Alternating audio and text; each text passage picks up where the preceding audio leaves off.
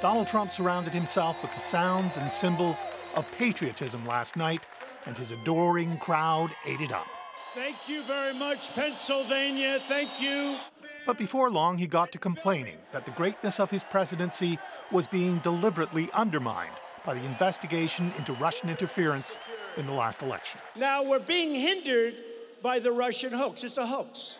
Complicit in the imagined hoax is the media, of course. They can make anything bad because they are the fake, disgusting news. But it was just yesterday that Trump's own security officials said, and not for the first time, Russian interference was not a hoax. It is real. It is continuing. Director of National Intelligence Dan Coates and 4 other members of the Trump National Security Team gave a rare press briefing that directly contradicts Trump's line. We continue to see a pervasive messaging campaign by Russia to try to weaken and divide the United States. There's little doubt the United States is divided right now, and to a great extent, that's because of the Trump presidency. He's taking up a lot of space in people's lives, and they find they either love him deeply or hate him deeply.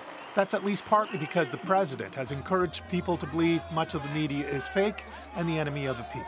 You know, CNN, fake news, MSNBC, that's really the enemy of the people. Hi, everyone. Trump's daughter, Ivanka, publicly disagreed with him about that yesterday. No, I do not feel that the media is the enemy of the people.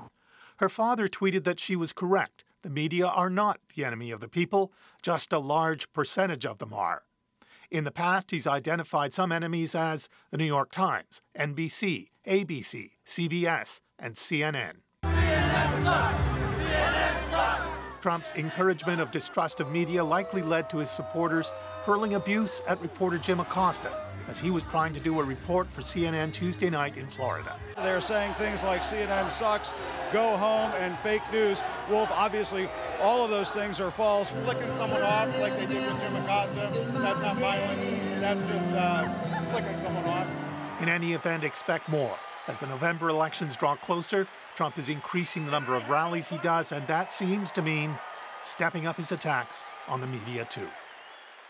And Keith joins us to talk more about this because, Keith, it can be hard to cut through all the noise. Are journalists in the U.S. genuinely afraid for their safety? Well, journalists definitely feel under threat and abused, as though the politics of our times has licensed people to attack them.